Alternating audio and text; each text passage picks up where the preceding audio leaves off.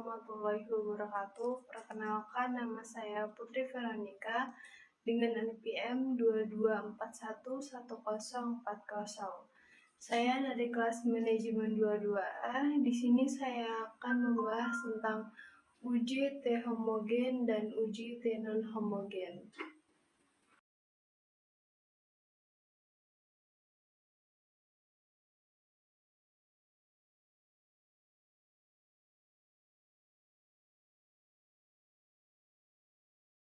Uji homogen dan uji non homogen adalah jenis uji statistik parametrik yang digunakan untuk menguji signifikan dan relevansi dalam satu atau dua kelompok sampel. Uji T homogen dilakukan ketika data yang dianalisis berdistribusi normal dan homogen. Sedangkan uji T non homogen dilakukan ketika data yang dianalisis tidak homogen.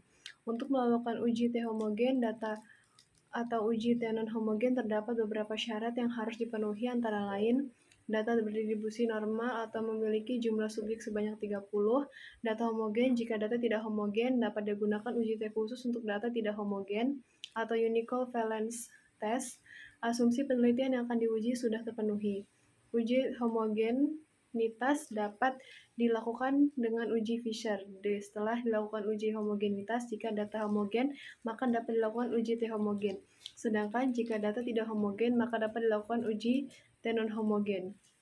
Uji T homogen dan uji T non homogen dapat dilakukan dengan menggunakan formula t-test atau dengan menggunakan software statistik seperti SPSS atau Excel. Perbedaan uji T homogen dan uji T non homogen.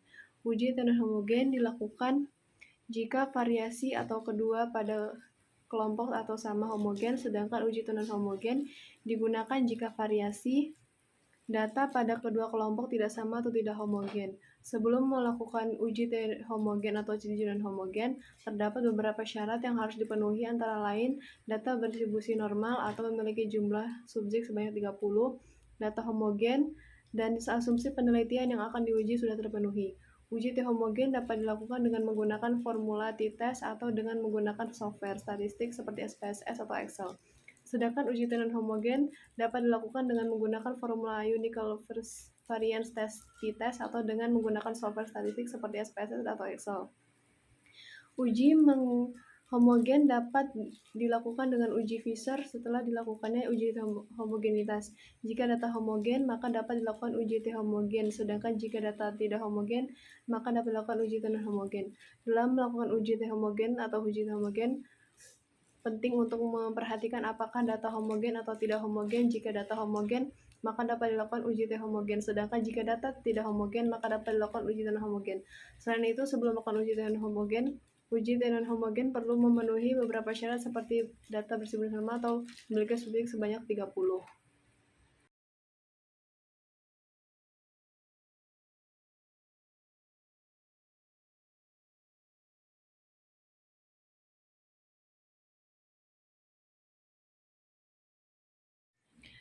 Cara melakukan uji homogenita. Uji homogenitas dapat dilakukan dengan menggunakan uji Levens, Fisher, atau uji Bartlett. Uji homogenitas dilakukan sebelum melakukan pengujian lain, misalnya t-test dan ANOVA. Uji homogenitas digunakan untuk meyakinkan bahwa kelompok data memang berasal dari sampel yang sama. Uji homogenitas dapat dilakukan dengan menggunakan software statistik seperti SPSS.